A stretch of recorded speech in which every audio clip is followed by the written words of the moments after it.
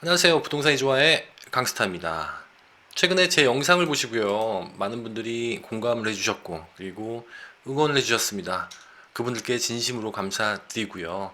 더욱더 좋은 영상 만들도록 노력하겠습니다. 오늘은 말입니다.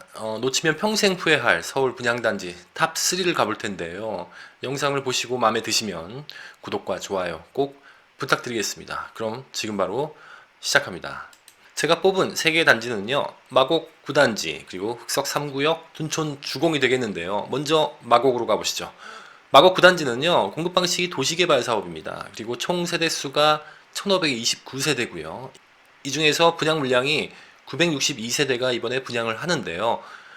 이 중에서도 일반 분양이 252세대가 됩니다. 분양가는 확정이 됐죠. 2천만 원 초반대로 확정이 됐고요. 그리고 주변 시세를 보면요. 요 바로 마곡 9단지 위에 보면 마곡 힐스테이트가 있어요. 이게 한 3,500만 원 선으로 책정이 되어 있습니다. 1,500만 원 정도 차이가 나기 때문에 주변의 시세에 비해서 싸게 공급이 된다는 것 보이시죠? 그만큼 경쟁률이 치열할 것으로 그렇게 저도 보고 있습니다. 청약 일정은 모집 공고가 났습니다. 26일 날. 그리고 3월 16일 날 청약 1순위 접수가 시작이 됩니다.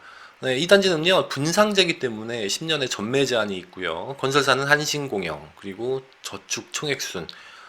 가점제가 아닙니다. 저축 총액순. 그러니까 저축의 금액이 많은 순으로 뽑는다라고 보시면 될 것 같고요. 서울에 1년 이상 거주자가 1순위입니다. 주요 노선은요, 5호선을 이용하게 되고요. 마곡 9단지의 가장 큰 장점은 자족 도시라는 거죠. 마이스 복합단지의 개발 수혜를 직접적으로 받는 그런 단지다라고 보시면 될 것 같고요. 단점으로는요, 이 10년 전매 제한이 있어서 중간에 내가 좋은 타이밍에 집을 팔고 나올 수가 없다라는 점이 큰 단점이 되겠습니다. 그리고 참고적으로요, 여기가 의무 입주나 의무 거주가 없습니다. 따라서 잔금 시에 대출이 안 나오거나 아니면 좀 적게 나온다 그러면은 전세금을 활용할 수도 있다는 점 기억하셨으면 좋겠습니다. 잠깐 입지 살펴볼까요? 마곡 엠벨리 9단지는요, 이 마곡역을 도보로 이용할 수가 있고요. 이 위에 보면 이마트 예정이 되어 있지 않습니까? 여기가 확실하게 이마트가 들어올지는 모르겠습니다만 이마트가 들어올 것으로 주변 분들은 보고 있습니다. 이 바로 위가 마곡 마이스 복합 개발입니다. 이 마이스 복합 개발은 쉽게 얘기하면 G7 정상회담 같은 거 하지 않습니까? 그러면은 거기에 많은 사람들이 오잖아요. 이 사람들이 회의도 하고 밥도 먹고 잠도 자고 뭐 이런 것들을 여기서 다 하겠다는 얘기입니다. K-팝 전용 공연장이 생길 거고요. 그리고 호텔이나 전시장 같은 그런 문화시설도 들어갈 예정입니다. 그러면 결론적으로 말씀을 드리면 이것을 운영하기 위해서 직원들이 필요할 거고요. 그리고 왔다 갔다 하는 그런 인력들도 필요할 겁니다. 그러니까 유동인구가 늘어난다는 얘기죠. 그 수혜를 직접적으로 받는 단지가 바로 마곡 엠벨리 9단지다라고 보시면 될 것 같고요. 이 위로 보시면요, 공항초등학교가 있어요. 그래서 초등학교 자녀를 둘 예정이거나 두신 분들은 청약을 넣어보는 것도 좋을 것 같습니다. 네, 두 번째로는요, 흑석 3구역으로 가보겠습니다. 이 흑석 3구역은 재개발입니다. 그리고 총 세대수가 1722세대인데요. 분양 물량은 적습니다. 364세대 정도 되는데요. 여기가 조합원이 굉장히 많아요. 그러다 보니까 이 분양 물량이 적게 나왔습니다.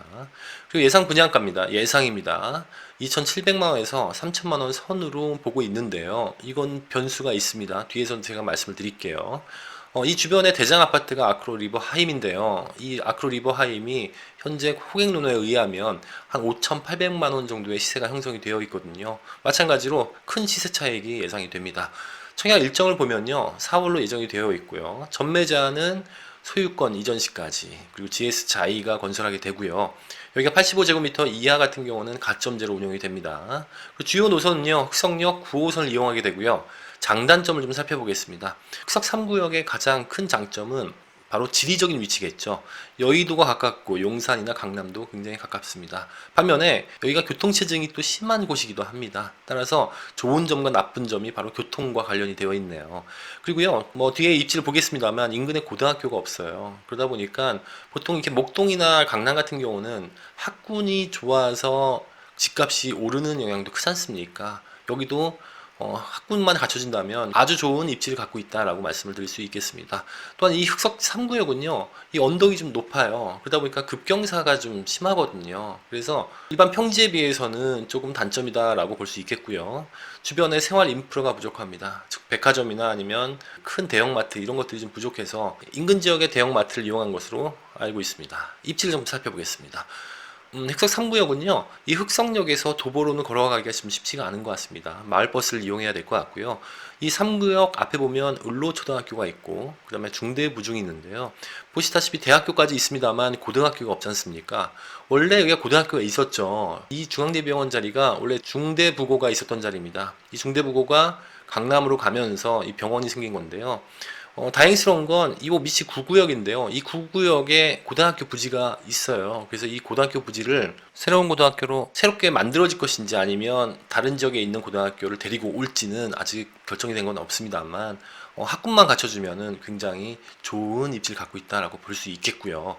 그리고요, 흑석동에서 이 고가를 넘어가면 바로 여의도가 나오고요. 우회전을 하게 되면 용산이 나옵니다. 그리고 반대쪽을 보면요, 이쪽에 굉장히 많이 막히는 곳이죠. 예, 강남 쪽으로 가는 방향인데요.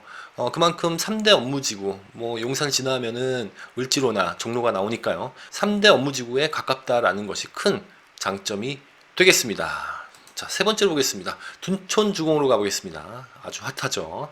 이 둔촌주공은 아시다시피 재건축입니다. 재건축이고요. 총 세대수가 12,032세대입니다. 이 중에 4,786세대가 분양이 될 텐데요. 가장 난관에 부딪힌 게요, 이 허그와의 분양가와 그리고 조합이 원하는 분양가의 격차가 크다는 겁니다. 신문 기사를 하나 봐야 될 것 같습니다. 네, 신문 기사를 보면요, 허그에서 최근에 이 분양가 산정에 대해서 변경을 예고했습니다. 상향으로 변경을 예고했는데요. 기존에 했던 방식으로는 분양가 산정을 하는데 좀 불합리하니까 좀 변경하겠다, 즉 높게 책정을 하겠다라고 한 발 뒤로 물러섰죠. 그러다 보니까 허그와 그리고 조합가의 분양가 산정에 있어서의 격차가 좁혀지는 듯 했는데요. 허그 같은 경우는요, 종전에 2,600만 원을 제시했었습니다. 그런데 이번에 변경을 예고하면서 한 400만 원 더 올려줄게, 그 금액이 2,970만 원이거든요.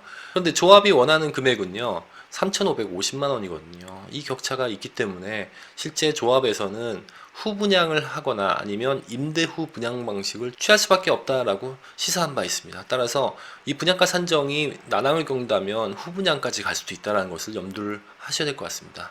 네, 그렇다면요, 둔촌주공의 인근 시세를 보면 비교할 만한 대상이 별로 없습니다. 헬리오시티가 5,400만 원에 시세 형성이 되어 있거든요. 마찬가지로 3,000원이나 아니면 3,500만 원 선에 분양을 한다 하더라도 주변 시세에 비해서는 저렴하다라고 볼 수 있겠습니다. 예, 청약 일정은요, 4월로 예정이 되어 있고요. 흑석 3구역과 마찬가지로 소유권 이전 시까지 전매 제한이 있습니다. 그리고 건설사는 현대건설 외에 3개사가 같이 건설을 할 예정이고요. 85제곱미터 이하는 가점제로 운영이 됩니다. 네, 주요 노선으로는요, 5호선을 이용하게 되고요, 9호선을 이용하게 됩니다. 이 둔촌주공의 가장 큰 장점은 뭐니 해도 강남과의 접근성이고요. 대단지입니다. 그리고 단지 안과 주변에 초등학교, 중학교, 고등학교가 많이 포진되어 있어요. 그만큼 학군이 좋다라고 볼 수 있겠고요. 그리고요, 주변에 공원이 있고요. 이 단지 안에서도 어린이 공원이 들어오는 걸로 알고 있습니다. 그리고 가장 지켜봐야 될 것은요, 분양가의 책정이 얼마냐에 따라서 9억 원이 넘는다면 이 중도금 대출이 안 나오고요. 그리고 신혼부부 특별공급이 공급이 안 될 수 있습니다. 따라서 이 분양가가 얼마로 책정이 되는지에 따라서 신혼부부들은 청약을 못할 수도 있다는 점이 좀 아쉽습니다. 분양가가 얼마로 책정될지 유심히 살펴보셔야 될 것 같습니다. 그리고 앞서 말씀드렸듯이 임대 후 분양이나 아니면 후 분양까지도 고려하고 있다는 점 기억하셨으면 좋겠습니다. 그렇다면요, 둔촌주공의 입지를 잠깐 살펴보도록 하겠습니다.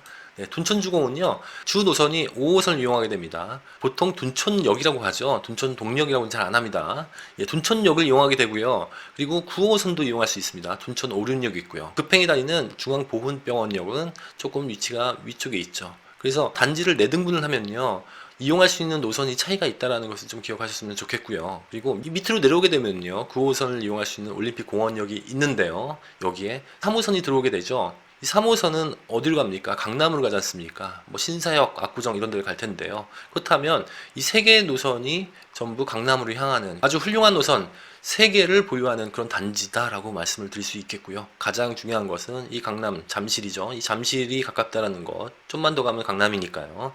뭐 그런 입지적인 위치, 아주 입지는 빠지는 게 없다라고 말씀을 드릴 수 있겠습니다. 많은 분들이 관심을 갖는 이유가 바로 여기에 있지 않을까 싶습니다. 자, 마지막으로요, 강스타의 한 줄 평 가겠습니다. 오늘의 강스타의 한 줄 평은요, 청약은 순서대로 넣자였습니다. 지금까지 강스타였습니다.